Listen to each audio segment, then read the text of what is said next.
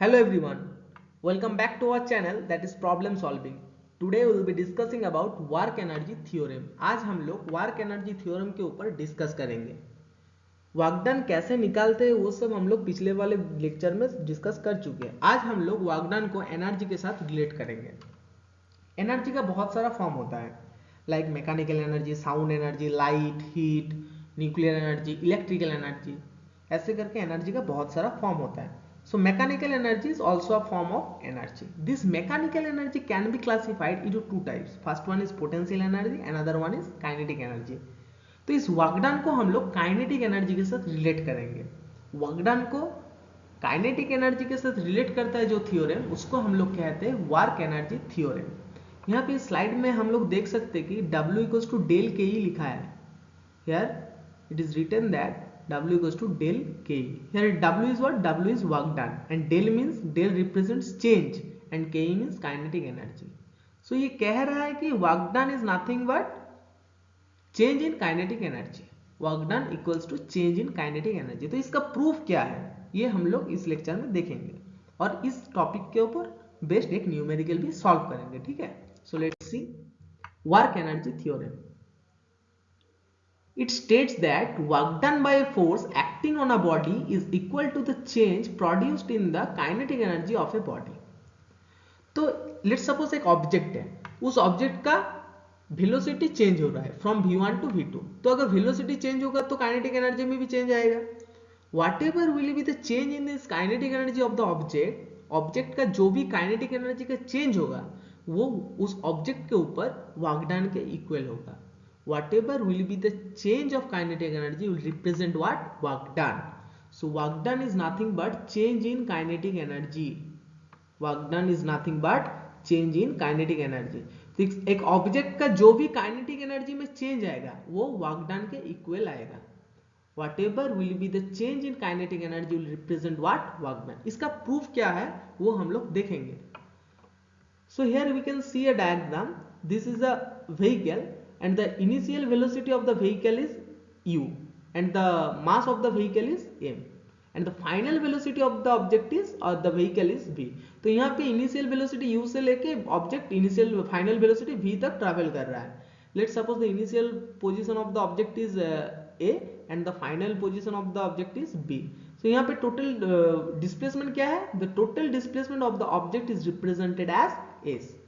एक बार समराइज कर रहा हूं थिंग को. जो initial velocity of the object is u and the final velocity is v and the total displacement of the object is s. तो one dimensional motion में जो रेक्टिलिनियर मोशन हुआ करता था उसमें हम लोग देखे थे कि v square equals to u square plus 2as एक इक्वेशन था. we have seen a equation in one dimensional motion that v square equals to u square plus 2as. ऐसे करके एक इक्वेशन हम लोग देखे थे. v square equals to u square plus 2as. यहाँ पे v क्या है? v is final velocity of object. u क्या है? u is initial velocity of a object.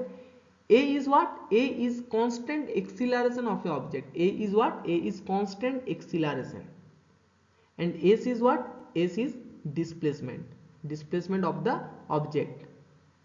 u से लेके v तक जो भी वेलोसिटी का चेंज हो रहा है through out the motion displacement is what? s. ये वाले जो डायग्राम है स्लाइड में इसमें हम लोग ये इक्वेशन अप्लाई कर सकते हैं. यहाँ पे भी सेम रिप्रेजेंट किया हो कि इनिशियल वेलोसिटी u है, फाइनल वेलोसिटी v है और टोटल डिस्प्लेसमेंट s है. एक बात और, अगर तुम लोगों को ये फॉर्मूला अप्लाई करना है v square equals to u square plus 2as, then you have to remember one thing that acceleration should be constant throughout the displacement or throughout the motion. Motion में एक्सीलरेशन क्या होना चाहिए? Constant होना चाहिए. अगर throughout the motion acceleration constant नहीं है then we can't apply v square equals to u square plus 2as. In order to apply this equation you have to remember one thing that throughout the motion acceleration must be constant. So let's assume in this diagram the acceleration of the vehicle is constant. Okay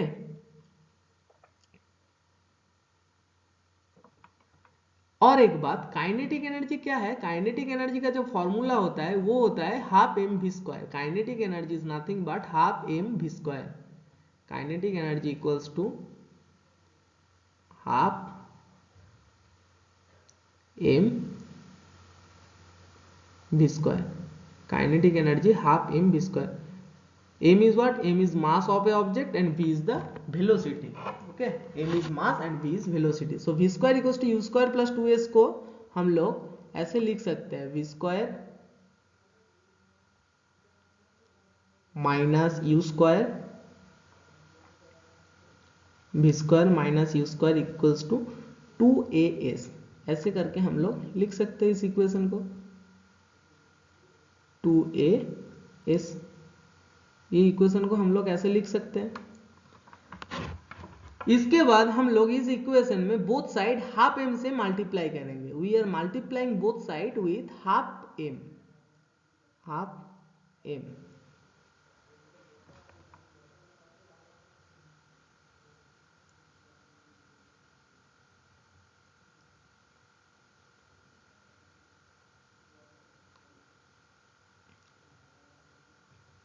so equation कुछ इस तरह से दिखेगा.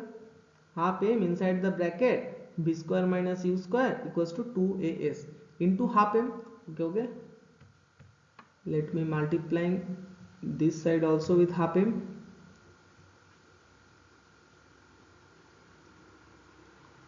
Half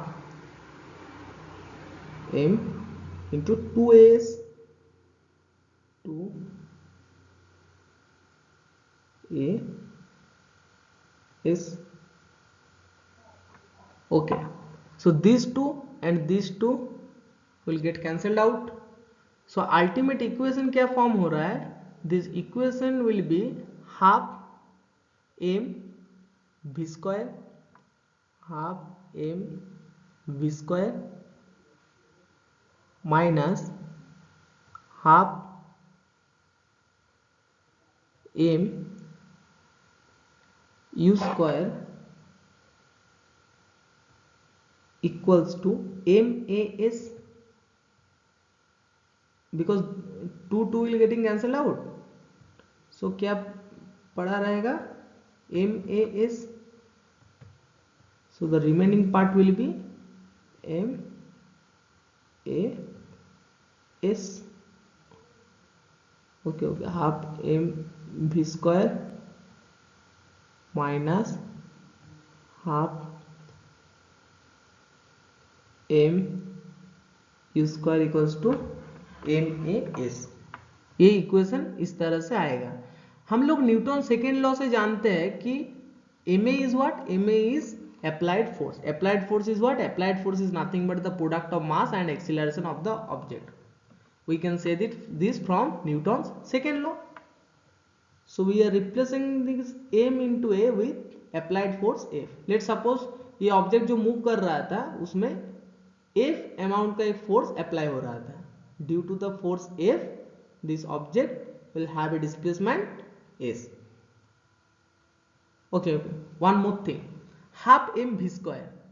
Kinetic energy is what? Kinetic energy half m v square, where m is what? M is mass and v is the velocity of the object. यहाँ पे हम लोग देख सकते हैं कि यहाँ पे half m v square है. I am highlighting this one, half m v square. V is what? V is the final velocity of this vehicle. So half m v square will be what? Half m v square will be the kinetic energy, means final kinetic energy or kinetic energy at the final position. That is position number B. This is what? Position number B. तो यहाँ पे half M B square क्या represent कर रहा है? This half M B square representing the final kinetic energy और the kinetic energy at position number B. So ये half M B square की जगह हम लोग लिख सकते हैं kinetic energy at final position. Kinetic energy at final position. Final position को स्मॉल एफ से डिनोट कर रहा हूँ. Kinetic energy at final position and half m u square is what? ये जो ऑब्जेक्ट है और व्हीकल है, इस ऑब्जेक्ट की इनिशियल वेलोसिटी क्या था? u था. तो half m u square will be what? Half m u square will be kinetic energy at the initial position. Kinetic energy at the initial position. Kinetic energy at the initial position. Initial position को हम लोग I से denote कर रहे हैं. And MA will be what? MA is the applied force. From Newton second law से हम लोग क्या कह सकते हैं, m is nothing but applied force F into S. और हम लोग जानते हैं कि फोर्स और डिस्प्लेसमेंट का प्रोडक्ट क्या होता है, the product of force and displacement will be work done. तो इसको हम लोग क्या कह सकते हैं, वर्क डन। तो I am erasing this one, instead of F S we can write what, we can write work done W. So work done is nothing but, I am highlighting, okay, work done is nothing but change in kinetic energy, work done is nothing but change in kinetic energy। यहाँ पे हम लोग देख सकते हैं work done means W is equal to the change in kinetic energy, that is difference between the kinetic energy from final position to initial position to final position. Initial और final position के kinetic energy के बीच जो भी अंतर होगा, whatever may be the difference of the kinetic energy from the final position to initial position. अगर initial position में लेट सपोज काइनेटिक एनर्जी था 200 जूल और 200 जूल, और फाइनल पोजीशन में हुआ 400 जूल। इनिशियल पोजीशन में अगर, ओके यहाँ पे एक बार लिख रहा हूँ कि लेट सपोज इनिशियल पोजीशन में ऑब्जेक्ट का जो काइनेटिक एनर्जी था इस व्हीकल का, वो था 200 जूल इनिशियल पोजीशन में, और फाइनल पोजीशन में जो वर्क डन होगा वो 400 जूल है, ठीक है।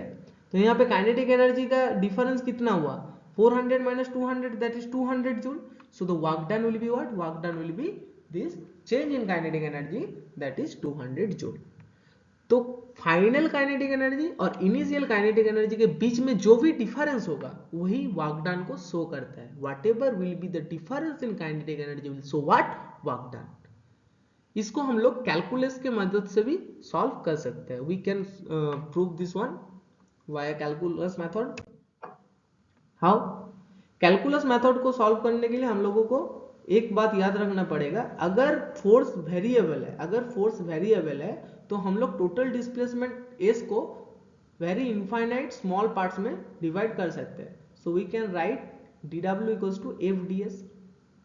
एक बात और, वहां पे जो व्हीकल था वो कहां से लेके कहां तक वेलोसिटी चेंज कर रहा था, from initial velocity u to final velocity v तक, okay. Focus on it, dw equals to what, dw equals to F d s. तो इसको हम लोग ऐसे लिख सकते हैं, dw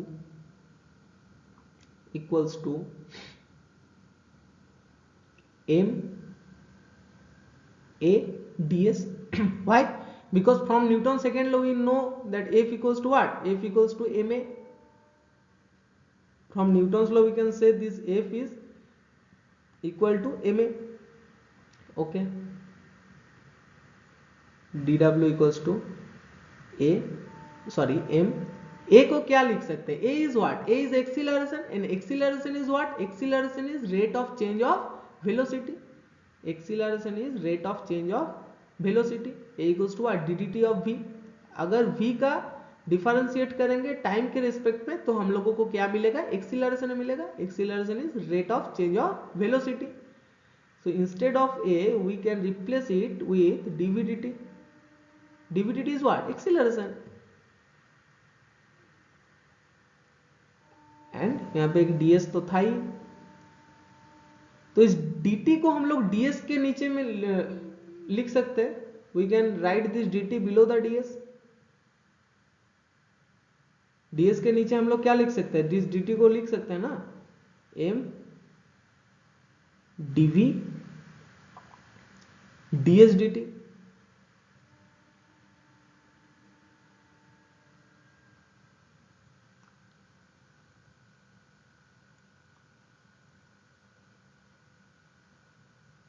तो इसको हम लोग ऐसे लिख सकते हैं, ds dt is what, ds dt is velocity, velocity is what, rate of change of displacement। अगर डिस्प्लेसमेंट को हम लोग टाइम के रिस्पेक्ट में डिफरेंशिएट करेंगे तो हम लोगों को मिलेगा velocity. Velocity is nothing but rate of change of displacement, ds dt। So we can replace this ds dt with v। So ultimate dw will be what, dw will be m।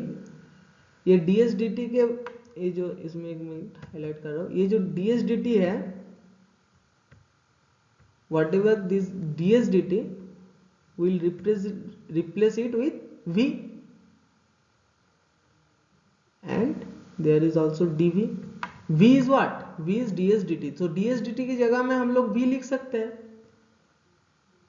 तो अगर dw को हम लोग integrate करेंगे तो हम लोगों को क्या मिलेगा? w मिलेगा। अगर dw को हम लोग इंटीग्रेट करेंगे तो क्या मिलेगा? w ही मिलेगा ना। तो यहाँ पे बोथ साइड हम लोग इंटीग्रेट कर रहे हैं। m क्या है? मास है, मास तो कांस्टेंट ही रहेगा, इसलिए हम लोग इसको इंटीग्रेशन के बाहर ले सकते हैं, v dv। ओके, यहाँ पे वेरिएबल क्या हुआ? वेरिएबल हुआ वेलोसिटी। तो ऑब्जेक्ट का वेलोसिटी कहां से कहां तक वेरी कर रहा है? फ्रॉम इनिशियल वेलोसिटी u से लेके फाइनल वेलोसिटी v तक। So the lower limit of the integration will be u, and the final velocity of the integration, final बोल रहा हूँ कि अपर लिमिट जो है इंटीग्रेशन का, उसको हम लोग v से लिख सकते हैं। This object is moving with initial velocity u to final velocity v, so the lower limit of the integration will be u and the upper limit of the integration will be v। Okay, तो इसको हम लोग लिख सकते हैं w equals to m, v dv का integration क्या होगा? v dv का इंटीग्रेशन v square by two, v square by two, lower limit is u and the upper limit is v। u क्या है? u है इनिशियल वेलोसिटी एंड v है final velocity of the object. तो इसको हम लोग लिख सकते हैं फिर से। ओके, ये समझने के लिए कैलकुलस मींस इंटीग्रेशन थोड़ा आना चाहिए, डिफरेंशिएशन भी आना चाहिए। Without differentiation, derivative and integration हम लोग ये सॉल्व नहीं कर सकते हैं। Half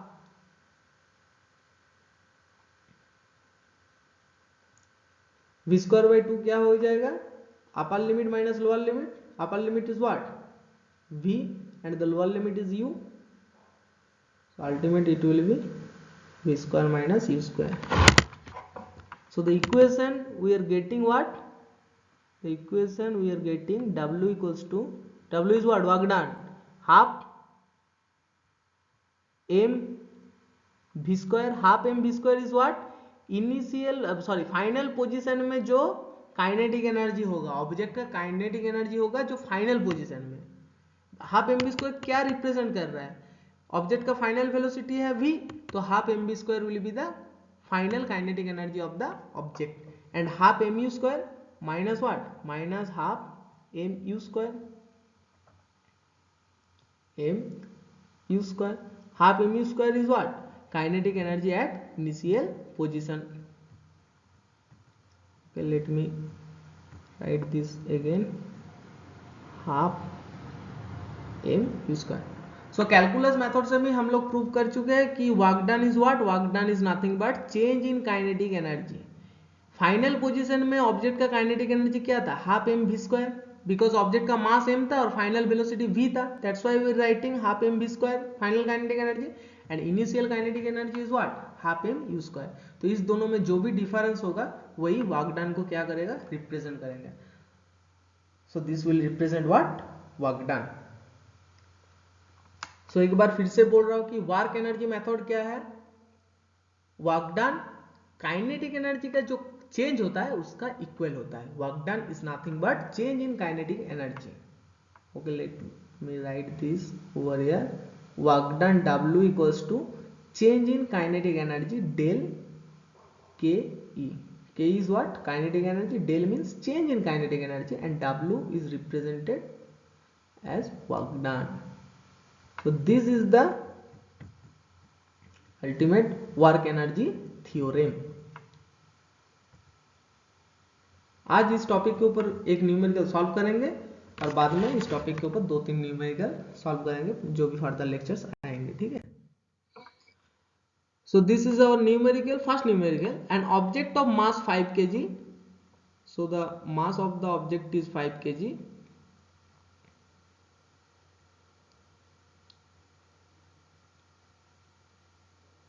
Is acted upon by force that varies with position of the object as shown. So we have to see this graph.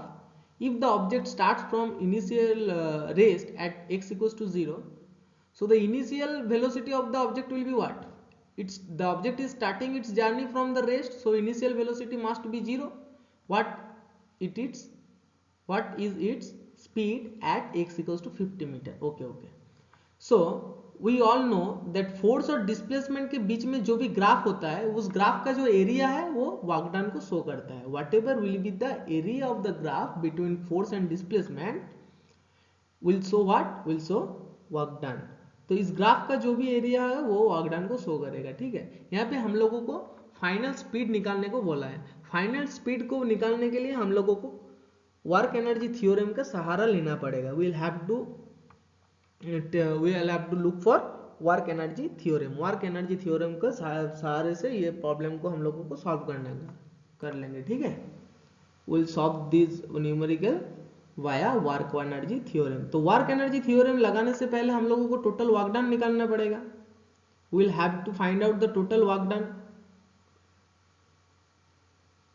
So what will be the total work done? We will have to calculate this one. So total area जो graph का होगा वो उसको हम लोग दो भाग में डिवाइड करेंगे. One will be represented in this blue color.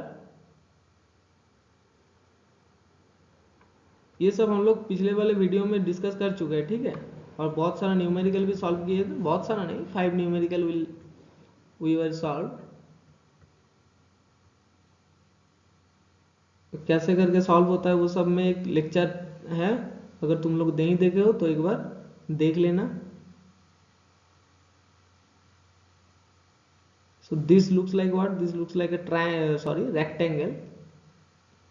This blue sided area looks like a rectangle whose length is from 0 to 25, that is 25,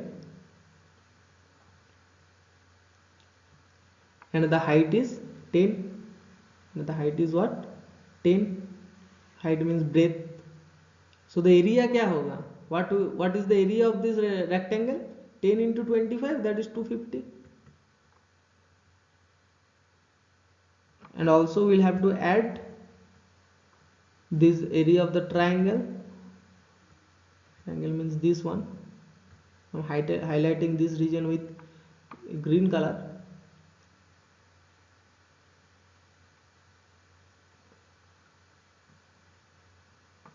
So rectangle triangle का एरिया क्या होता है? ट्राइंगल का एरिया होता है half into base into height. Base of this green sided triangle is 25 because 50 minus 25 will be 25, and the height will be 10. Height will be what, 10.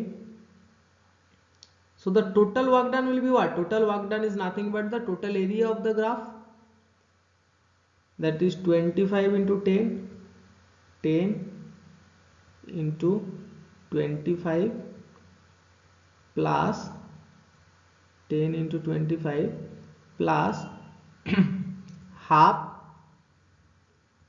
base means 25, the height means 10. Height is what, 10. So 25 into 10 we will get 250 plus, okay, this 2 5s are 10, so 25 into 5 will be 125. 250 plus 100, 350 plus 25, 375 joule. This will be 375 joule. So total work done is what? Total work done is 375 joule. But we are asked to calculate the final speed ना. So initial में kinetic energy क्या था object का? Initial जब rest में था तो velocity भी जीरो था, तो kinetic energy half m u square will be what, zero. So initial kinetic energy of the object will be what, zero. Initial kinetic energy of the object will be what, zero. Work energy theorem से हम लोग क्या जानते हैं कि kinetic energy at final position, kinetic energy at final position minus kinetic energy at initial position, kinetic energy at initial position will be equal to work done. इसको हम लोग प्रूव भी किए. ये क्या है, वर्क एनर्जी थ्योरम है. तो फाइनल काइनेटिक एनर्जी क्या होगा ऑब्जेक्ट का, let suppose the final velocity is v, final velocity is what, v, so the final kinetic energy will be what, half m v square minus initial में kinetic energy क्या था, initial में kinetic energy is half m u square, u कितना है, u zero है ना, because this object is travelling from x equals to 0 meter to x equals to 50 meter, so the initial kinetic energy will be what, 0, and the total on work done for the displacement from x equals to 0 to x equals to 50 meter is how much, 375 joule, 375 joule. So by calculating this equation we will get v equals to how much, यहाँ पे m क्या है, m is 5 kg, so v equals to root over 375